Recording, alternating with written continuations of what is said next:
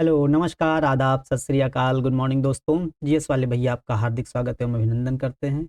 तो दोस्तों, निर्वाचन आयोग ने अभी चुनाव तिथियों की घोषणा कर दी है और चुनाव की तिथि की घोषणा करते ही आदर्श आचार संहिता भी उसी क्षण लागू हो जाती है। लेकिन दोस्तों, हम लोगों के मन में काफ़ी कन्फ्यूज़न होता है, आदर्श आचार संहिता होती क्या है? कैसे काम करती है? क्या ये वैधानिक रूप से लागू है? क्या इसका संविधान में वर्णन है? अगर ये आदर्श आचार संहिता लागू हो जाती है, फिर भी चुनाव के दौरान दंगे, हिंसाएँ या अपशब्द भाषाएँ, हेट स्पीच, ये सब चीज़ें हमको क्यों देखने को मिलती हैं? इसके पीछे का कारण क्या है? ये सब चीज़ें हमको एग्ज़ाम के पर्सपेक्टिव से भी जानना ज़रूरी है और नॉर्मल जानकारी के हिसाब से भी जानना ज़रूरी है। तो आज हम इस वीडियो में आदर्श आचार संहिता के बारे में सब कुछ कवर करने वाले हैं। किसके द्वारा जारी होती है? कब से इसकी शुरुआत हुई? इसके पीछे निर्वाचन आयोग की क्या-क्या शक्तियाँ हैं? क्या वो किसी को सज़ा दे सकती है? क्या ये नैतिक रूप से बाध्य है या कानूनन रूप से बाध्य है? इन सब चीज़ों के बारे में हम डिटेल से समझेंगे। तो आदर्श आचार संहिता दोस्तों, आदर्श आचार संहिता किसके द्वारा जारी की जाती है? तो निर्वाचन आयोग के द्वारा आदर्श आचार संहिता जारी की जाती है। ये चीज़ फैक्ट है, हमको ध्यान में रखना है कि आदर्श आचार संहिता किसके द्वारा जारी की जाती है? निर्वाचन आयोग के द्वारा। और ये जब चुनाव की तिथि की घोषणा हो जाती है, तब से लागू हो जाती है। ये देखिए लिखा है, कब से लागू होती है? उस तारीख से लागू हो जाती है जब निर्वाचन आयोग द्वारा चुनाव की घोषणा कर दी जाती है। उसी क्षण जो है आदर्श आचार संहिता लागू हो जाती है। अब विचार ये आता है कि आदर्श आचार संहिता है क्या? तो संहिता का मतलब होता है समूह। और किसका समूह? दिशा निर्देशों का समूह। अब किसके प्रति दिशा निर्देश आते हैं? किसके लिए दिशा निर्देश, नियम कानून जारी किए जाते हैं? वो राजनीतिक दलों के लिए आते हैं, उम्मीदवारों के लिए आते हैं और जो मतदाता लोग होते हैं उनके लिए आते हैं। मतलब चुनाव से पहले राजनीतिक दल, उनके उम्मीदवार और मतदाताओं के व्यवहार को विनियमन करने के लिए, ताकि स्वतंत्र और निष्पक्ष चुनाव की अवधारणा को साकारित किया जा सके, ताकि स्वतंत्र और निष्पक्ष चुनाव को सुनिश्चित किया जा सके, इसके लिए चुनाव आयोग के द्वारा आदर्श आचार संहिताओं का एक दिशा निर्देश के रूप में जारी किया जाता है। ठीक है, ये चीज देखनी है। और हमारे संविधान का एक महत्वपूर्ण आर्टिकल है अनुच्छेद 324। 324 में निर्वाचन आयोग की ये जिम्मेदारी बनती है कि वो स्वतंत्र और निष्पक्ष चुनाव कराए। और स्वतंत्र और निष्पक्ष चुनाव कराने के लिए स्वतंत्र और निष्पक्ष चुनाव की निगरानी और संचालन करने की शक्ति उसको दी गई है। कौन से चुनाव की? चाहे वो संसद का चुनाव हो या राज्य विधान सभाओं के चुनाव हो, तो उसमें स्वतंत्र और निष्पक्ष रूप से चुनाव कराना है, सुचितापूर्वक चुनाव कराना है, ताकि चुनाव में कोई गोरख धंधा ना हो, कोई काले धन का मामला ना आए, कोई हिंसाओं की मामला ना आए, कोई हेट स्पीच, भद्रता का मामला ना आए, बूथ कैप्चरिंग का मामला ना आए। तो इन सब चीजों को, जो कुप्रथाएं हैं, जो कुव्यवहार है, इन सब को दूर करने के लिए, चुनाव को शुचितापूर्ण कराने के लिए आदर्श आचार संहिता को निर्वाचन आयोग के द्वारा जारी किया जाता है। ये कब से लागू हो जाता है? ये चीज हम लोग देख चुके हैं। जैसे ही निर्वाचन आयोग के द्वारा चुनाव की घोषणा की जाती है, आदर्श आचार संहिता लागू हो जाती है। ये है जैसे लोकसभा चुनाव 2024 का, इसको निर्वाचन आयोग के द्वारा 2-3 दिन पहले जारी कर दिया गया था। और नतीजे कब तक आएंगे? 4 जून को नतीजे आएंगे। तो नतीजे 4 जून को आएंगे और चुनाव परिणाम तक ये आदर्श आचार संहिता लागू होगी। कहने का मतलब कब तक लागू होगा ये? तो चुनाव परिणाम घोषित होने की तारीख तक जो है आदर्श आचार संहिता लागू होता है। अब ये चीज हो गई इसके नॉर्मल सी जानकारी। अब हम लोग देखते हैं शुरुआत कब होती है आदर्श आचार संहिता की। तो सबसे पहले इसकी शुरुआत 1960 में केरल विधानसभा चुनाव के दौरान होती है। इंपॉर्टेंट है एग्जाम के पर्सपेक्टिव से भी और नॉर्मल वैसे भी। तो सबसे पहले 1960 में केरल विधानसभा चुनाव के दौरान शुरू होती है। और कैसे? जब राज्य प्रशासन ने, राज्य का प्रशासन होता है, उसने राजनीतिक दलों और उनके उम्मीदवारों को विनियमित करने के लिए एक आचार संहिता तैयार की थी। मतलब केरल विधानसभा के राज्य प्रशासन ने इस प्रकार की आचार संहिता जारी की थी और तब से जो है ये आचार संहिताएं लागू की जाने लगी। और उसके बाद 1962 के लोकसभा चुनाव में निर्वाचन आयोग के द्वारा सभी मान्यता प्राप्त राजनीतिक दलों और राज्य सरकारों को फीडबैक के लिए एक आचार संहिता का प्रारूप तैयार करती है और उनको भेजती है। तब से जो है नियमित रूप से आचार संहिता का प्रावधान हमारे शासन प्रशासन में, हमारी चुनावी प्रणाली में देखने को मिलता है। और उसके बाद इसका अनुपालन सभी राजनीतिक दलों के द्वारा किया जाने लगा दोस्तों। ठीक है, ये हो गया। अब इस पर जैसे आचार संहिता लागू हो गई, मतलब चुनावी घोषणा हुई, आचार संहिता लागू हो गई। अब आचार संहिता में क्या क्या प्रतिबंधन है, क्या क्या नहीं किया जा सकता है, इस चीज को समझ लेते हैं। तो राजनीतिक दलों की आलोचना किस आधार पर की जानी चाहिए? केवल उनकी नीति, कार्यक्रम, पिछले रिकॉर्ड और कार्य तक सीमित होनी चाहिए। इसके अलावा और किसी चीज पर सीमित नहीं होनी चाहिए। आप व्यक्तिगत प्रहार नहीं कर सकते हैं। ये सब चीजें इसमें ध्यान देनी है। और किसी प्रकार का ऐसा कोई भाषण नहीं देना है जिससे जातिगत हिंसा फैले, सांप्रदायिक दंगे फैले और सांप्रदायिक भावनाओं को आहत हो। ऐसा कोई भी भाषण हमको, मतलब भाषण राजनीतिक दलों को और उनके उम्मीदवारों को देने से मनाही होती है। ठीक है। चुनाव प्रचार के दौरान चुनाव प्रचार के दौरान जो चुनाव प्रचार का स्थल होगा वो किसी प्रकार के मंदिर में नहीं होगा, किसी प्रकार के मस्जिद में नहीं होगा, गुरुद्वारा में नहीं होगा, ना ही चर्च में होगा, या अन्य किसी पूजा स्थल का प्रयोग चुनाव प्रचार के दौरान नहीं किया जा सकता है, क्योंकि इसमें सांप्रदायिक दंगे भड़कने की चांसेस होते हैं। इससे मतलब चुनाव को एक दिशा मोड़ने का प्रावधान किया जा सकता है इस चुनाव प्रचार के माध्यम से। इसको धार्मिक रंग देने का रूप हो सकता है, इसको जातिगत रूप देने का प्रावधान इस चुनाव प्रचार के दौरान किया जा सकता है। इसीलिए मंदिर, मस्जिद, गुरुद्वारा या अन्य कोई भी पूजा स्थल हो उसमें चुनाव प्रचार करने की मनाही है पूर्णतः। ठीक है। और असत्यापित रिपोर्टों के आधार पर उम्मीदवारों की आलोचना करना यह भी प्रतिबंधित है। मतलब ऐसे नहीं कि मन में कोई भी आ जाए, व्हाट्सएप यूनिवर्सिटी से हम लोग पढ़ के कि बता दें कि ये चीज कर दी है, ये किए हैं, ऐसा नहीं है। सत्यापित रिपोर्ट पर के आधार पर ही आलोचना की जानी चाहिए, असत्यापित रिपोर्ट के आधार पर आलोचना नहीं की जानी चाहिए। मतलब फेक न्यूज नहीं फैलाई जानी चाहिए। कुल मिला के ये है, मतलब फेक न्यूज नहीं होनी चाहिए, न्यूज प्रमाणित होनी चाहिए, ये चीज कही गई है। मतदाताओं को रिश्वत देना या डराना धमकाना ये सब प्रतिबंधित है। हम लोग कहते हैं मतलब चुनाव के समय क्या होता है, गांवों में प्रधानी चुनाव जब होता है दारू वारू चलने लगता है, सब पैसा वैसा सब चलने लगता है, तो यहाँ पर भी यही सब होता है।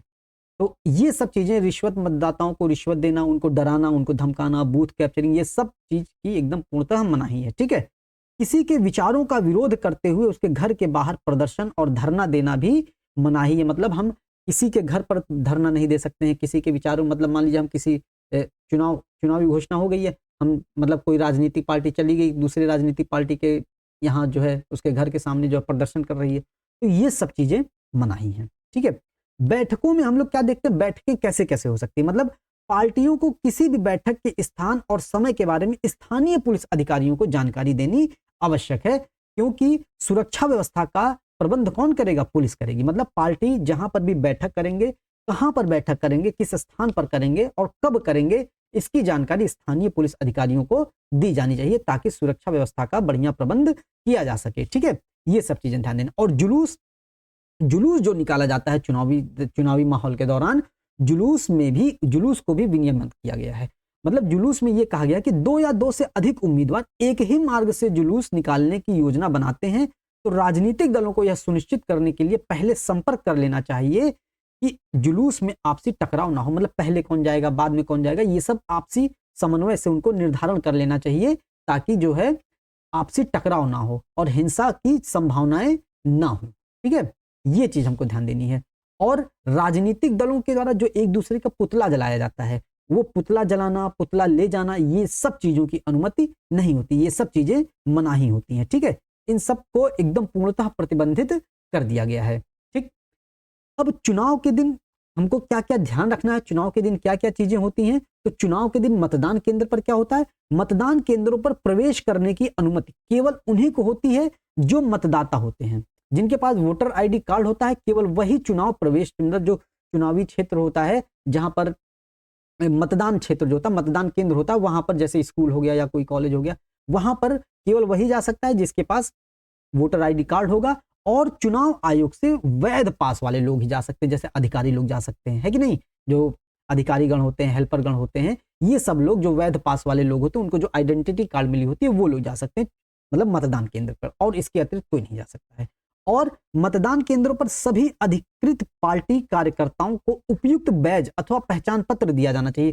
कुछ पार्टी के कार्यकर्ता भी होते हैं मतदान केंद्र पर, तो उनको बैज, उनको भी एक आई कार्ड दिया जाता है, पहचान पत्र दिया जाता है, ताकि फर्जी लोग जो है वहां पर ना पहुंच जाएं और मतदान व्यवहार को प्रभावित ना कर सकें। ठीक है। और एक चीज इसमें यह बताई गई है कि शिकायत के बारे में, मतलब अगर मतदान केंद्र पर या कहीं भी चुनाव के माहौल में यदि किसी व्यक्ति को कोई शिकायत है, किसी चीज से परेशानी है उसको, तो वो कहां पर शिकायत कर सकता है। मतलब चुनाव को लेकर के किसी चीज से उसको समस्या है, किसी ने डराया है, धमकाया है, या रिश्वत के मामले की कहीं भी कोई शिकायत होगी, तो किसको कर सकता है, तो वो अपनी समस्याओं की रिपोर्ट जो है चुनाव आयोग के द्वारा जो पर्यवेक्षक नियुक्त होते हैं उनके पास जाकर के वो शिकायत कर सकता है। तो ये ध्यान देना है। और सत्ताधारी पार्टी के आचरण को विनियमित करने के लिए भी कुछ चीजें की गई, क्योंकि पार्टी मान लीजिए इस समय भाजपा है, तो भाजपा के पास पूरा सरकारी तंत्र है, पूरा अधिकारी तंत्र है। तो अगर ये अधिकारी तंत्र, ये सरकारी तंत्र का उपयोग अपने चुनाव प्रचार में करेगी तो पूरा लाभ ही लाभ मिल जाएगा। तो सत्ताधारी पार्टी क्या नहीं कर सकती है, इसके बारे में भी पूरा लंबी लिस्ट, पूरा जिक्र किया गया है। ठीक है, तो ये देख लेते हैं सत्ताधारी पार्टी क्या नहीं कर सकती है। तो सत्ताधारी पार्टी के आचरण को विनियमित करने के लिए 1979 में कुछ प्रतिबंध लगाए गए। और क्या क्या? मंत्रियों की आधिकारिक यात्राएं चुनाव कार्य से पृथक होनी चाहिए। जैसे जो मंत्री की आधिकारिक यात्राएं होती हैं, मंत्रियों की जो मतलब सरकारी यात्राएं होती हैं, वो चुनाव कार्य से पृथक होनी चाहिए। मतलब उनका आधिकारिक कार्य और उनका चुनाव प्रचार का कार्य दोनों अलग होना चाहिए। ये नहीं कि अपने आधिकारिक भाषण अपना दे रहे हैं, उसी में चुनाव का भी रंग घोल दे रहे हैं, ऐसा नहीं होगा। मतलब आधिकारिक कार्य, उनका सरकारी कार्य अलग होगा और जो है उनका चुनावी प्रचार प्रसार अलग होगा। ठीक है, दोनों कार्य को पृथकता प्रदान की गई है। ठीक है, ये चीज ध्यान देनी है। और चुनाव कार्य के लिए आधिकारिक साधनों का उपयोग नहीं करना है। मतलब सरकारी बसों का, मतलब सरकारी मशीनरी का उपयोग अपने चुनाव प्रचार के लिए उनको नहीं करना है कि नहीं? क्योंकि उनको अपने खर्चे पर उनको सारी चीजें, ये चीज करनी पड़ेगी। ये नहीं कि सरकार का पैसा खर्च करना है अपने चुनाव प्रचार के दौरान। ठीक है, ये ध्यान देना है। सरकारी संसाधनों की कीमत पर विज्ञापन देने और चुनाव में जीत की संभावनाओं को बेहतर बनाने के लिए उपलब्धियों के प्रचार और आधिकारिक जन मीडिया का उपयोग करने से बचना चाहिए। कहने का मतलब यह सरकारी धन का उपयोग, सरकारी संसाधनों का उपयोग या मीडिया का इस कदर उपयोग नहीं करना चाहिए कि उनको चुनाव में कुछ एक्स्ट्रा बढ़त मिल पाए। ठीक है, ये सब चीजें नहीं करनी। मतलब सरकारी संसाधनों का प्रयोग अपने चुनाव प्रचार के लिए नहीं करना है। कुल मिला के ये। ठीक है, चुनाव की घोषणा किए जाने के बाद, जैसे चुनाव की घोषणा निर्वाचन आयोग के द्वारा की जाती है, उसके बाद इन्हें किसी प्रकार का वित्तीय अनुदान नहीं घोषित करना है। मतलब ये नहीं कह देना है कि हम जो है आपको, हम इतने का बजट, हम इतने रुपए इस योजना में लगा देंगे, रोड बनवा देंगे, सड़क बनवा देंगे, ये पैसा कर देंगे, सिलेंडर मुफ्त कर देंगे, है कि नहीं, एलईडी मुफ्त कर देंगे। ये सब कोई प्रकार की वित्तीय अनुदान की घोषणा नहीं की जाएगी। या सब्सिडी कर देंगे, या कृषि माफ कर देंगे, है कि नहीं, कृषि कर्ज माफ कर देंगे। ऐसा कोई भी वित्तीय अनुदान की घोषणा नहीं किया जाना चाहिए सत्ताधारी पार्टी के द्वारा। ठीक है, यह है। सड़कों के निर्माण, पीने के जल की व्यवस्था, इन सब का वादा नहीं करना चाहिए उस समय चुनावी घोषणा के बाद। ठीक है, ये चीजें हो जाती हैं। अन्य दलों को सार्वजनिक स्थानों तथा विश्राम गृहों का उपयोग करने की अनुमति दी जानी चाहिए और इन पर सत्ताधारी पार्टी का एकाधिकार नहीं होना चाहिए। जो सार्वजनिक स्थल होते हैं, जो सार्वजनिक स्थल होंगे, सत्ता में भाजपा पार्टी है तो भाजपा के पास पूरा अधिकारी तंत्र है, तो वो सार्वजनिक स्थानों का प्रयोग पूरा कहेगी हम ही करेंगे अकेले। तो ऐसा नहीं है। जहां भी सार्वजनिक स्थान होगा उसका प्रयोग हर पार्टी के लोग कर सकते हैं। ऐसा कुछ विनियम, ऐसा विनिश्चय किया जाना चाहिए ताकि सत्ताधारी पार्टी का उस पर एकाधिकार ना हो। मतलब सभी लोगों को अवसर की समता प्राप्त हो। सभी पार्टी लोगों को, चाहे छोटी पार्टी हो चाहे बड़ी पार्टी हो, सभी लोगों को समान अवसर उसमें मिलना चाहिए। अब कह रहा है कि चुनावी घोषणा पत्र में क्या क्या नहीं होना चाहिए। मतलब ये सब चीजें हो गई। मतलब चुनावी घोषणा पत्र, अब कोई कह दे हम ये कर देंगे वो कर देंगे। अब देखते हैं क्या नहीं कर सकते हैं। संविधान में निहित चुनावी घोषणा पत्र जारी करते समय निम्नलिखित निर्देशों का पालन करना आवश्यक है। कौन कौन से? संविधान में निहित आदर्शों, सिद्धांतों के खिलाफ कुछ भी नहीं होगा। मतलब संविधान के विरुद्ध कोई भी चीज नहीं कही जाएगी। ना ही हेट स्पीच टाइप का कुछ कहा जाएगा, ना ही जातिगत सांप्रदायिक हिंसा को बढ़ावा देने के लिए कोई ऐसी बात कही जाएगी, ना ही सार्वजनिक स्थलों का प्रयोग सिर्फ एक पार्टी के द्वारा किया जाना चाहिए, ना ही जो है सरकारी अधिकारी तंत्रों का प्रयोग किसी सत्ताधारी पार्टी के द्वारा किया जाना चाहिए। तो ये सब चीजें संविधान के दिशा निर्देशों के अनुरूप, ठीक है, ये सब चीजें नहीं की जानी चाहिए। ऐसे वादे नहीं किए जाने चाहिए जिनसे शुद्धता धूमिल हो, चुनावी शुद्धता धूमिल हो, मतदाताओं पर अनुचित प्रभाव डालने की संभावना हो। ऐसी कोई घोषणा नहीं की जानी चाहिए। जैसे ना कह दे कि हम कृषि कर्ज माफ कर देंगे, अब चुनाव आ रहा है, कह दे हम कृषि कर्ज माफ कर देंगे। अब जैसे ही कहा गया हम कृषि कर्ज माफ कर देंगे, तुरंत किसानों के मन में ऐसी संभावनाएं बैठेंगी। उनका मतदान व्यवहार, पता चला वो कांग्रेस को वोट देने वाले होंगे, उनको लगेगा कि यार हमारा 50,000 लोन है, सरकार आएगी माफ कर देगी, तो वो उनका मतदान व्यवहार बदल सकता है। इसलिए जैसे चुनावी घोषणा जारी होती है आदर्श आचार संहिता के दौरान, ये चीजें, ऐसे वादे नहीं किए जाने चाहिए जो मतदाताओं के व्यवहार को, मतदाताओं के मतदान व्यवहार को प्रभावित कर सके या बदल सके उसको। ठीक है, ये चीज ध्यान देनी है। घोषणा पत्र में वादों का औचित्य प्रतिबिंबित करना चाहिए और वित्तीय आवश्यकताओं को पूरा करने के तरीकों एवं साधनों को व्यापक रूप से इंगित करना चाहिए। मतलब अगर आप कोई वादा कर रहे हैं, कोई वादों का औचित्य है, तो उस पर किस प्रकार से आप उसको पूरा करेंगे। आप ऐसे कह दिए कि हम 15 भाइयों बहनों हम 15 लाख रुपए हर सबके खाते में अगर दे देंगे, तो आप अगर दे रहे हैं सबके खाते में 15 लाख रुपए, तो उस 15 लाख रुपए आप लाएंगे कहां से, उस तरीके और उस साधनों का भी व्यापक रूप से इंगित किया जाना चाहिए घोषणा पत्र में। ठीक है, ये नहीं कि आप घोषणा पत्र में बड़ी बड़ी बातें कह दें, कुछ भी कह दें। होते ही मंत्री लोग क्या करते हैं, कुछ भी बोल देते हैं, है कि नहीं। उनको पता नहीं कि क्या बोल रहे हैं, चुनावी आवेश में कुछ भी बोल देते हैं कि हम ये कर देंगे, हम वो कर देंगे। लेकिन वही ये कह रहा है कि आप जो कुछ भी कहेंगे उसको आपको बताना पड़ेगा कि आप उसको कैसे पूरा करेंगे। आप 15 लाख रुपए कैसे देंगे भाई, क्या उपाय हैं आपके पास, कैसे साधन है, किन तरीकों का उपयोग करके आप प्रत्येक व्यक्ति के खाते में 15 लाख रुपए देंगे। ठीक है, ये सब चीजें आपको बतानी पड़ेंगी। तो ये देखना है। अब इतनी अच्छी अच्छी चीजें हुई हैं, लेकिन इतनी अच्छी अच्छी बातें बताई गई हैं, फिर भी चुनाव में इतनी अनियमितताएं होती हैं, इतने हिंसाएं भी हो जाती हैं कभी कभी, हम लोग देखते हैं ऐसा क्यों होता है। अभी वो सब चीज भी आगे हम लोग देखेंगे। अब एमसीसी मतलब मॉडल कोड ऑफ कंडक्ट में मतलब वही हो गया, आदर्श आचार संहिता में कुछ हालिया परिवर्तन किए गए। क्या क्या परिवर्तन किए गए हैं, अभी हम लोग देखते हैं ना, जैसे चुनाव आता है, मतलब चुनाव के दौरान जो है एग्जिट पोल और ओपिनियन पोल जारी कर दिया जाता है मीडिया के द्वारा, तो वो मना किया गया। ये भी क्या होता है, मतदान व्यवहार को प्रभावित करता है। अब कह दिया अब भाजपा ही जीत रही है, भाजपा ही जीत रही, भाजपा ही जीत रही। अब लोगों को लगे कि भैया भाजपा ही जीत रही है तो भाजपा को वोट दे देते हैं, कहाँ अपना वोट खराब करते हैं। तो ये सब चीजें हैं गड़बड़ियां। ठीक है, तो ये इलेक्शन कमीशन ऑफ इंडिया द्वारा अधिसूचित अवधि में जो समय निर्धारित कर दिया जाएगा उसके भीतर ओपिनियन पोल और एग्जिट पोल का विनियमन किया जाएगा। कैसे क्या करना, लिमिटेड रहकर ही इसको किया जाना चाहिए। ठीक है, ये नहीं कि किसी एक पार्टी के बारे में आप बता रहे हैं, सब कुछ बता रहे हैं, ठीक, ऐसा नहीं होना चाहिए। ठीक है, उसको अच्छे रूप से विनियमित किया जाना चाहिए। ये हो गया।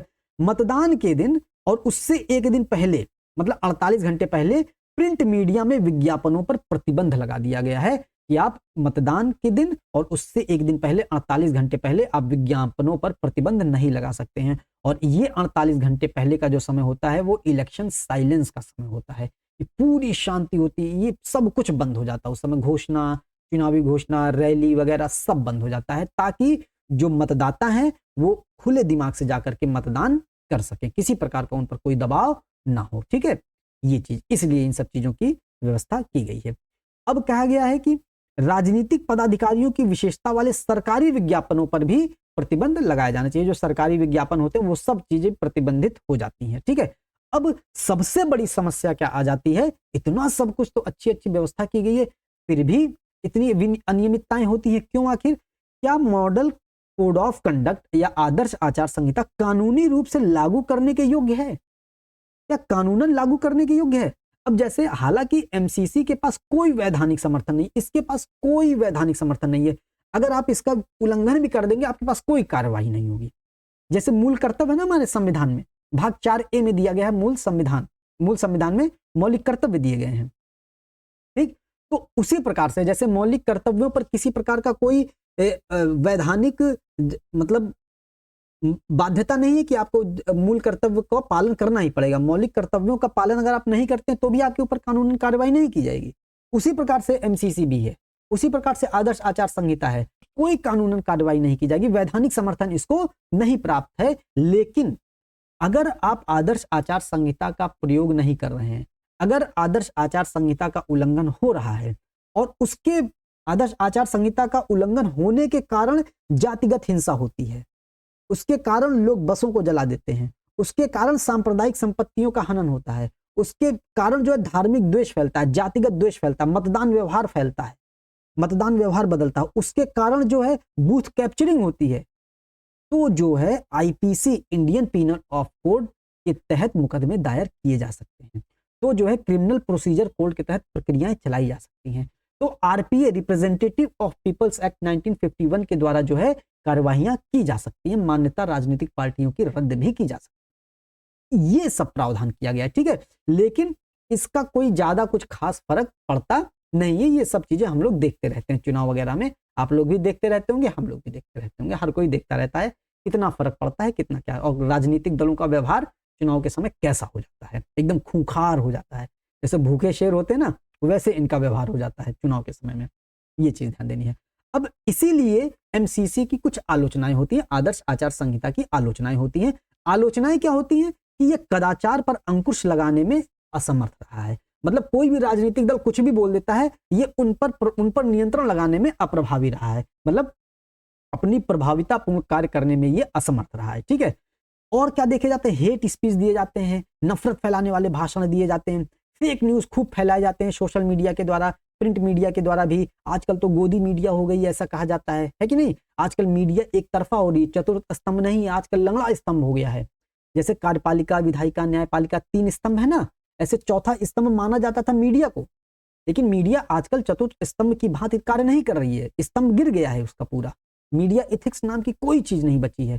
फेक न्यूज फेक न्यूज तो मतलब दूसरी तरीके की होगी, लेकिन मीडिया का भी कार्य जो है वो शुचितापूर्ण नहीं चल रहा है। मीडिया भी एक तरफ झुकी हुई है। ठीक है, ये ध्यान देना है। धन बल का प्रयोग जो खूब होता है, खूब पैसे दिए जाते हैं, भ्रष्टाचार दिया जाता है, मतदान व्यवहार को बदला जाता है, बूथ कैप्चरिंग देखने को मिलती है बहुत भीषण तरीके से, मतदाताओं को डराया धमकाया जाता है खूब, है कि नहीं। तो ये सब चीजें, हिंसा जैसी गतिविधियां होती हैं, ये सबको रोकने में निर्वाचन आयोग जो है विफल रहा है दोस्तों। ठीक है, तो इन सब चीजों को लेकर के आलोचनाएं की जाती हैं। और नई टेक्निक आ गई है, नई टेक्निक के माध्यम से सोशल मीडिया के द्वारा से फेक न्यूज भी फैलाए जाते हैं, अनेक प्रकार के जो है लोगों के मोबाइल में मैसेज भेज दिए जाते हैं, तमाम चीजें मतदान व्यवहार को परिवर्तित करने का प्रयास किया जाता है। तो इन सबको भी रोकने में चुनाव आयोग असमर्थ रहा है कि नहीं, घुटने टेक देता है इन सब चीजों के सामने।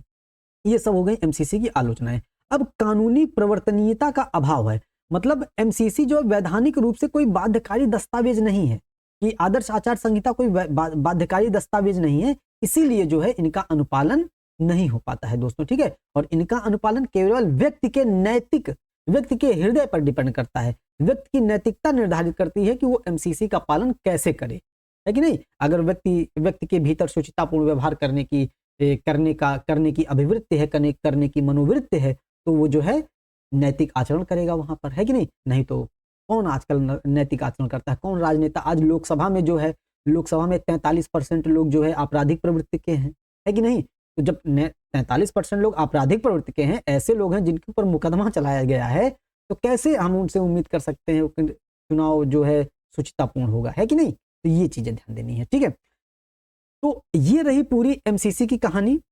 एमसीसी इसीलिए दोस्तों आज आदर्श आचार संहिता इसीलिए अपने जो है घुटने टेक के खड़ा हुआ है। कोई भी इसको संवैधानिक ना तो प्रावधान है, ना तो इसको संवैधानिक आधार मिला हुआ है, ना ही इसको कानूनन बाध्य किया गया है। ये मानना ना मानना ये लोगों की नैतिकता पर निर्भर करता है, कानूनन रूप से बाध्य नहीं है। इसीलिए आदर्श आचार संहिता का लोग इसके अपवाद स्वरूप कुछ बातें भी कहते हैं।